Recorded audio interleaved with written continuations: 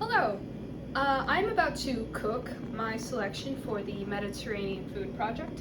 I chose Spain, and the dish I'm going to be focusing on is patatas bravas, which is a tapa, which means appetizer, that was brought over to Spain from the Spanish conquistadors after they conquered the Incan Empire.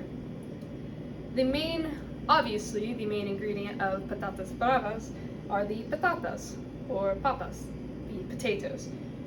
This dish consists of chopped, boiled, roasted potatoes with a kind of spicy tomato sauce, which constitutes of the bravas aspect of patatas bravas. To make patatas bravas, you first take potatoes, chop them into bite-sized pieces so that they may be eaten with ease, and then you make a sort of spicy tomato onion sauce that's poured over it. For the tomato sauce, we have part of the recipe was 400 grams of canned tomatoes and 3 vine-ripe tomatoes. There also is added one large, I chose white because it didn't specify, onion. And with that, of course, you have to have garlic and freshly bought parsley this morning. A critical aspect of cooking the sauce is the use of sherry vinegar, which is a sort of sweet vinegar that's made in Spain primarily. And due to that, I went to 3 grocery stores this morning, and the closest I could come up with was mirin, which is a sort of Japanese sweet vinegar made from rice that most places online told me was an okay substitute. Another critical aspect, of course, would be cooking and roasting it in olive oil, which adds an essential savory flavor to the patatas, and is also very integral to any sort of food that's made in the Mediterranean region, because of the prevalence of olives and the ease of creating olive oil. Also essential are the seasonings that give it the bravas, the fierceness of it. You of course have to have paprika, but also you need to have chili flakes, as this is absolutely essential to having to it.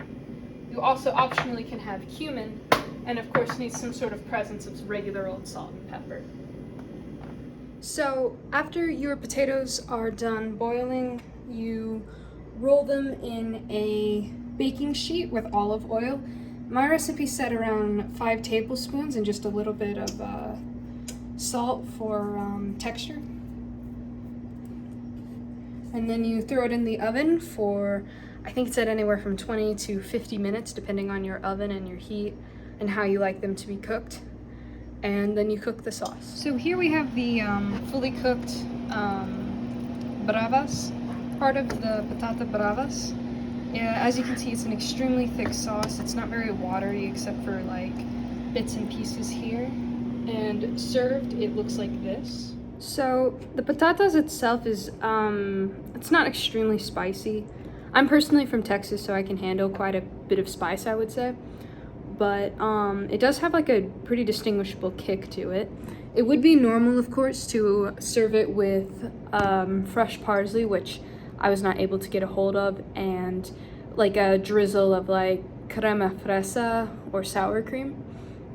However, I don't have any.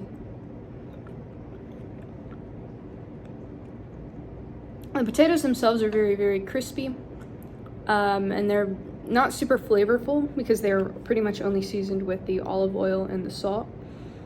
However, the tomato sauce itself is very, it definitely, you can taste the onions in it, and it definitely has the sort of smooth acidic flavor of the mini tomatoes it is. So just as a recap, patatas bravas is an extremely simple dish of roasted potatoes with tomatoes. It's one of those dishes that the sum of its parts is greater than the individuals, like in classic Mediterranean fashion. It has the distinct sort of flavor of a sweetness with a kick, and there's of course a presence of olive oil that you can definitely taste throughout it.